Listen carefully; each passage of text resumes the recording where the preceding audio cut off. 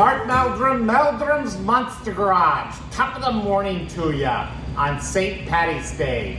I'm wearing my, I don't know if I have a Scottish accent or an Irish accent. I haven't figured that out yet. But I'm wearing my St. Patty's hat from Johnny Fox's, the oldest pub in Ireland, established in 1798. My wife Patricia bought this back for me as a gift when she visited Ireland. And also you might notice on the Northern Ohio Chevelle Club page, I put a picture of Liam Kenny's beautiful 72 Chevelle SS driving in the St. Patrick's Day parade in Ireland. That was very special. And we remember Liam today. He passed away a few years ago. He was a good lad. Anyway, enough of this Irish accent mixed in with a Scottish accent, because you know Meldrum is Scottish. And speaking of Scotland, St. Patrick was actually born in Scotland. Not sure. Well, he went into slavery, I believe, and then somehow got to Ireland, and then somehow became a priest. And I don't know. I was trying to keep up with some history on St. Patrick today, and he was a priest in Ireland. Of course, he's known for driving the snakes out of Ireland. Of course, I don't think there were too many snakes in Ireland to start with. But hey, we'll give him that. And you know, St. Patrick's Day wasn't always a big holiday. It was a religious holiday, and they actually stopped drinking, and the bars were closed in Ireland on St. Patrick's Day until about 1970, when you know, the Americans started really whooping it up on St. Patrick's Day. And I think Ireland says, hey, we better get in on this stuff, this green beer and parades, and people are going nuts over this stuff. So around 1970, they actually started really celebrating St. Patrick's Day. And our friends in Chicago, they go all out. They even put some dye in the rivers through Chicago and turn them green for a day. That's something else. But St. Patrick's Day, Ireland's always special for my wife, because she took a very special trip with her sister to Ireland. And they, like I said, they met up with Liz and Liam in Ireland, and they were just so gracious to show them around when they first got off the airport, and show them the kind of the ins and outs of Ireland before they started traveling around and going on their main trip. But it was so nice of them to take them under their wing and tell them the ins and outs, and hey, you drive on the wrong side of the road there, and crazy. But other facts about St. Patrick's Day, you know, you've got a four-leaf clover, and four-leaf clover symbolizes, let me get this right, faith, love, and hope. And then the fourth leaf actually symbolizes luck. So we hope we're lucky working on this 1968 Chevelle today. How'd you like that segue? We're gonna fix the exhaust on this. And I thought about this all weekend. I had a stud snap off of the manifold. So I think the best way to attack this is just to take the whole manifold off and get it on the bench, so I can properly heat that up and then get that old stud out of there. And I've got a set of new studs that we had laying around in Meldrum's Monster Garage from other projects that we're going to use on this. And then I got a new exhaust on it, and a new exhaust gasket for the heat riser. And I think the heat riser's completely stuck, or something's all bound up on the heat riser. So I also brought another heat riser with me. I had three of these laying around, and took the best one over here to see what the situation is there. So anyway, I'll get the camera off the tripod, get it over here so you can see this before I take it apart. And yeah, I hope you guys have a great St. Patrick's Day. I know Patty's preparing a special corned beef meal today. And I think Shelby should be home sometime this morning. I don't know if I've mentioned this. Shelby is our niece. She's been living with us. I call her niece. She's actually second cousin, but she's been living with us for a while, and we got about 1 more month before she moves out and heads to an apartment in Strongsville, Ohio. She's a stewardess with United, and it's been fun having her around in the house and stuff. So anyway, let's get to work on this 68 Chevelle. I already cracked the air cleaner off, and as you can see in 68, it's kind of special. It's a weird year for this car. It was kind of a mix between the 67 and the 69 model, because you could still put the key in on the dash, but they started using some different things here, and one is this heat riser, and that is a very, very hard item to find. I'm going to be very careful with that as I take it off, and we'll show you that. I've got some penetrating oil on the bolts down there, and we'll get those taken off, and we'll get all this taken off, and then get it over on the bench. I don't know if you can see the heat riser is down there, and that's stuck, and I don't know, the spring it doesn't look like it's in such good shape, so we'll see where we're at with that. So it always bothered me that this car had an exhaust leak, because it runs really, really good. I mean, even though this thing looks all dirty and yucky and stuff, and somebody did a Craigslist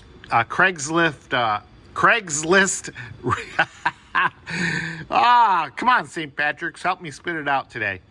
A Craigslist rebuild on this, you know what I mean. Psh, psh. Look, they even got the pulley orange on this thing.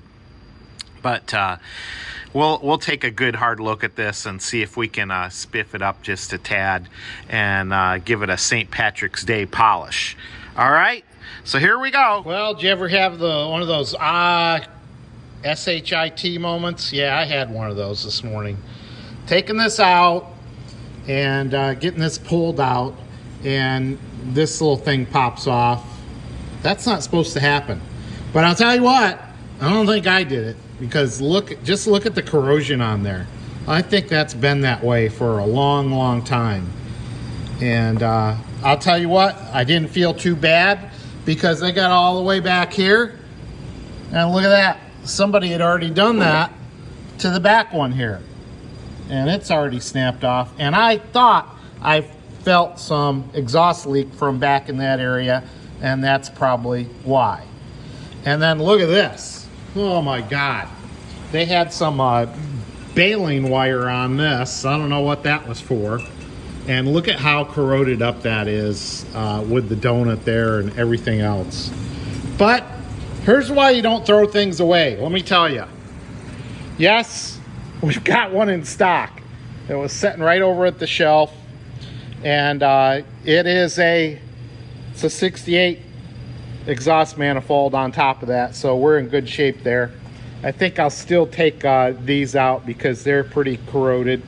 But yeah, we're in good shape on all these.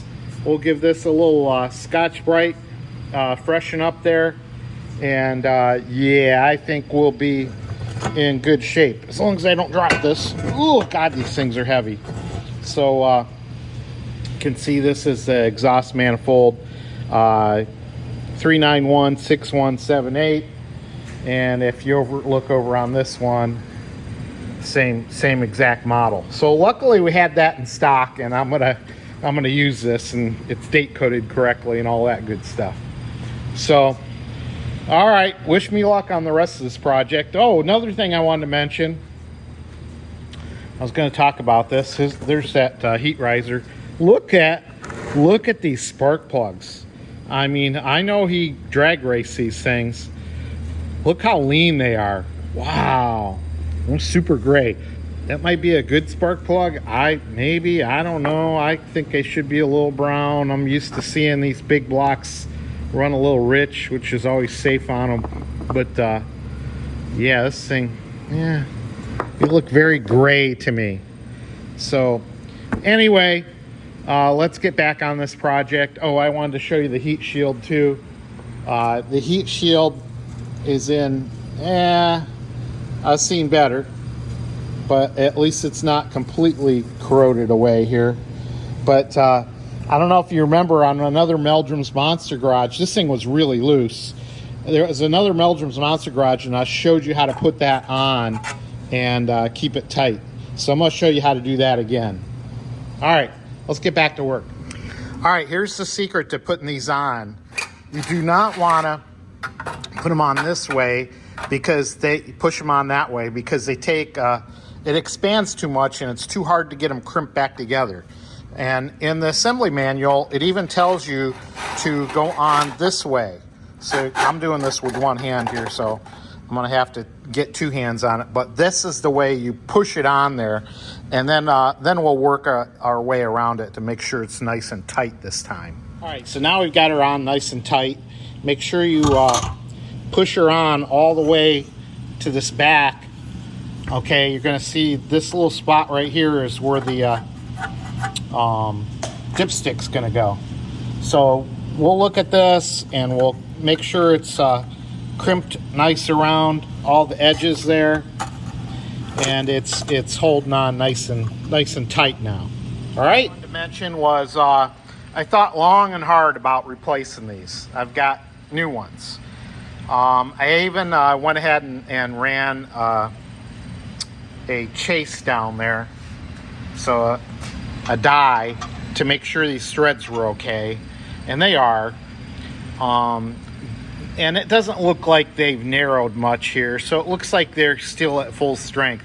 I did try to get one out, and it's in there so hard. I used some heat and whatnot, but it's just so hard to get it out. I'm gonna leave it as is. All right, so we're gonna put it in just like it is. And I left the patina on everything. I did take this and sandblast it real lightly, and then I put a real light coat of high temperature satin paint on there, just to keep the patina. Once again, you know, I'm replacing this. This is locked up tighter than a drum, and it had this, I don't know, had this wire on it, I imagine, to hold it open or something like that. But trying to get that off is going to be a booger. And I had one in stock over at Meldrum's Monster Garage.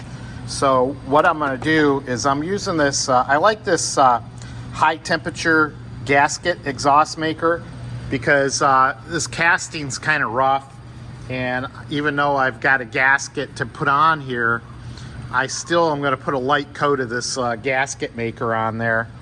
And you know, the way you know how this goes is, of course, the flat piece is going to go towards the exhaust manifold, and then this is where the donut is going to fit into, and I'll show you that in a second, but I need two hands.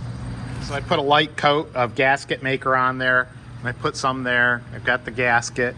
Make sure this springy thing goes towards the outside. Let's see if I can hold the camera and do this all at once.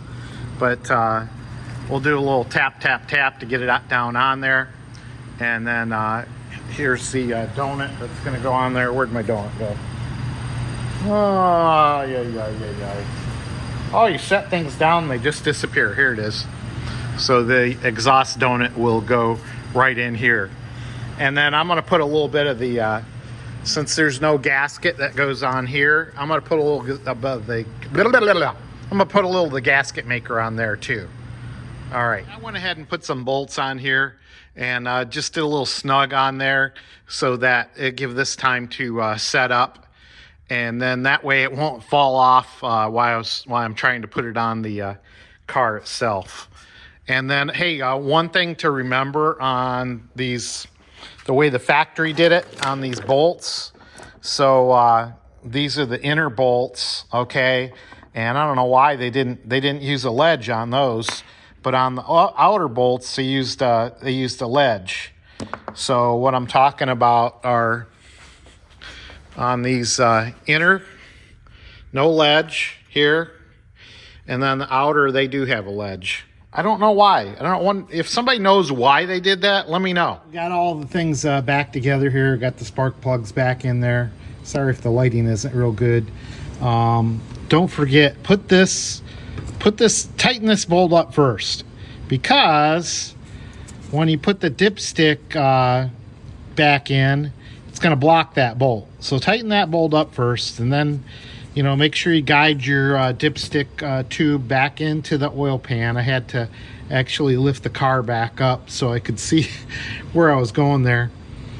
And yeah, I got everything connected up on Meldrum's exhaust system on a budget here. So we'll get the pipe connected back up here. I did some little repair work there, and then we'll get her buttoned up and started.